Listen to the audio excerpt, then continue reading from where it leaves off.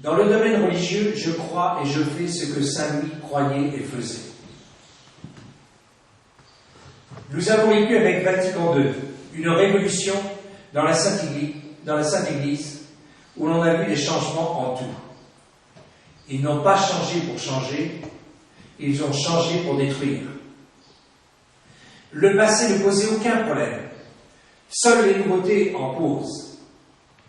En croyant et faisant ce que saint Louis croyait et faisait, notre position est inattaquable.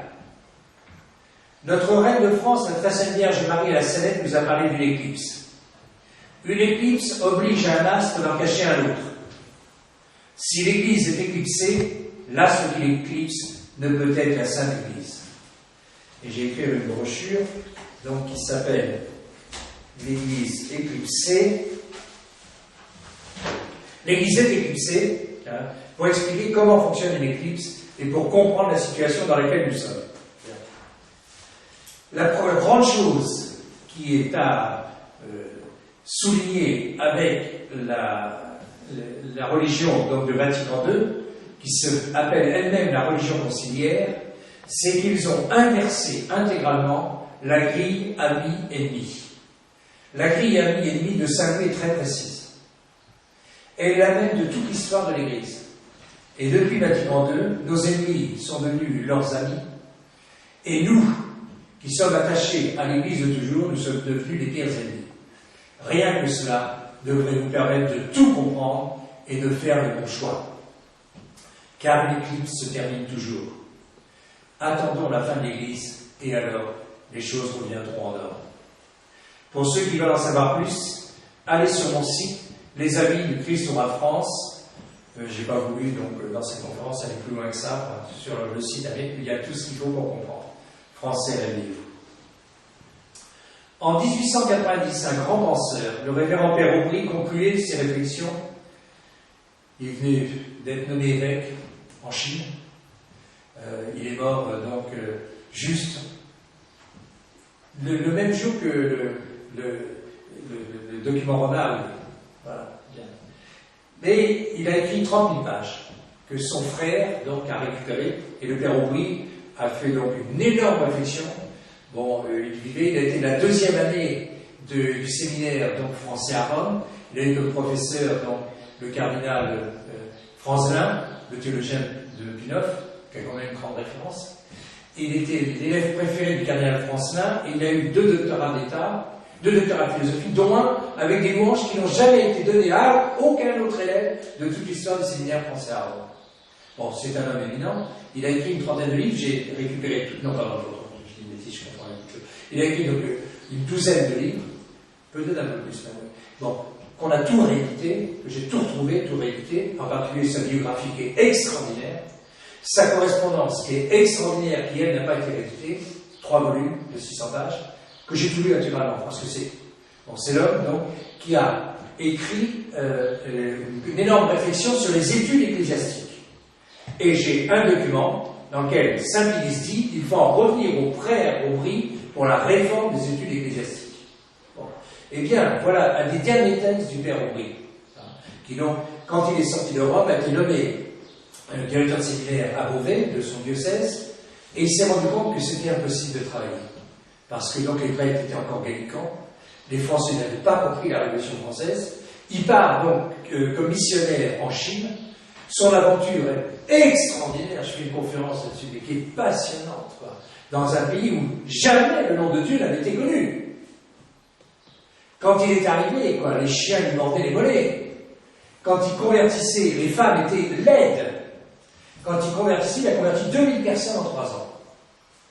Voilà les confesseurs de la foi. C'est le type d'homme qu'il nous faut. Voilà, c'est ça, les clercs, les confesseurs de la foi.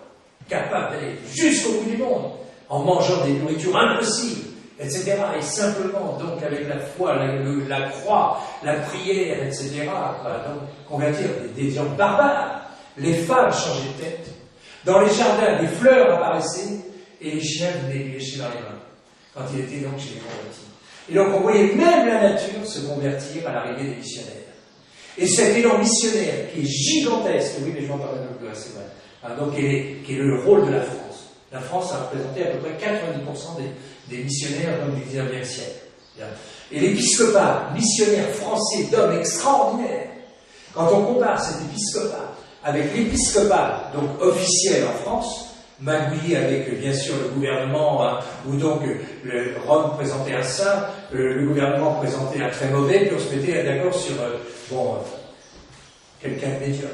Et on a un épiscopat du 19e médiocre, à part donc deux grandes personnes, le cardinal Bousset pour la première partie du 19e et le cardinal Pie pour la deuxième partie du 19e. Bon. Et l'épiscopat missionnaire est extraordinaire. Extraordinaire. C'est là où il faut trouver le type d'homme, le type d'évêque qu'il nous faut, quoi, etc. Bon. Alors, voilà ce que dit le Père Aubry. Ce qu'il nous faut, ce sont des chrétiens et des prêtres radicaux dans le bien. Lorsque les idées régnantes, les désertions et les scandales auront enlevé à l'Église la moitié, puis les 3/4, puis les 9/10, puis les 99 centièmes, puis les 999 millièmes de sa famille, il a prévu la catastrophe. Il a compris. C'est écrit en 1890. Si le millième demeurait fidèle et excellent et radical, tout sera gagné. Car ce millième formera la petite mais vaillante armée de Gédéon, la semence saine et irréprochable d'une nouvelle société. Combien serait plus puissante pour la régénération d'un peuple comme le nôtre une telle phalange, sortie d'écoles théologiques solides, armée de toute la force surnaturelle de l'Évangile, fortifiée de principes sûrs et inébranlables contre l'esprit du siècle. Elle se répandrait partout, occuperait une position sacerdotale comme des postes militaires où elle doit faire sentinelle et combattre, saupoudrerait en quelque sorte la société et lutterait avec ce bel ensemble contre l'erreur. Certainement, elle vaincrait, à moins que l'Écriture n'ait menti en disant « Elques victoria que vincit mundum fides nostra ». On dit souvent « les hommes manquent », je n'en crois rien. Ce sont les principes qui manquent. Et il y a toujours assez de chair humaine. La France est trop féconde pour manquer d'hommes. Quand on a les bons principes, on fait des merveilles avec quelques hommes.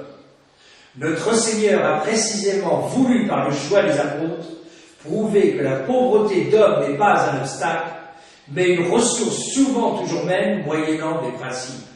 Le mal, c'est qu'il y a des hommes, beaucoup d'hommes, mais peu de principes. C'est extraordinaire. L'élan du missionnaire du 19e, intégralement français, a converti les populations dans le monde entier. La France est surveillée par milliers, ses fils et ses filles. Quels hommes, que nos missionnaires sont courageux, dévoués, saints, que nos religieuses, saintes femmes ont su faire aimer la France en tout lieu. Quel épiscopat, quelle qualité d'évêque, ils font notre admiration. Et une des causes de la guerre de 14-18, une des causes réelles de la guerre de 14-18, ça a été de ramener les missionnaires en France qui ne sont pas repartis en Chine et au Japon, et tous les non-missionnaires qui étaient en train donc de balayer des quantités de pays a été arrêté. C'était simplement ça. Oui, les hommes ont existé, ils existent encore. Il nous suffit de revenir aux principes religieux et politiques. Alors, si l'on en croit le vénérable Barthélemy Holzhauser, donc j'ai fait un livre, donc Holzer et haute prophétie, donc dans lequel je donne tous les passages de Holzhauser pour notre époque, mais je rajoute une dizaine d'autres prophéties très importantes pour notre époque. Alors, si l'on prend le vénérable Barthélemy Holzhauser, le spécialiste de l'Apocalypse, tout est dans Holzhauser, me disait mon ami Jean Laquille. Demain sera le règne du Sacré-Cœur avec le grand pape et le grand monarque. Ce sera le retour d'un Saint-Louis. Et enfin, notre prière à Dieu le Père sera exaucée, mais prions-le encore plus instamment avec Marie, notre reine de France, avec Saint-Louis, Sainte-Jeanne d'Arc, Saint-Charlemagne et avec tous nos saints de France. Notre Père qui êtes aux cieux, que votre nom soit sanctifié, que votre règne arrive. Français, réveillez-vous. Français, convertissez-vous. Il veut régner sur la France et par la France sur le monde. Saint-Louis, protégez-nous, protégez notre France. Vive le Christ, roi de France. Vive sa très sainte mère, reine de France. C'est bon.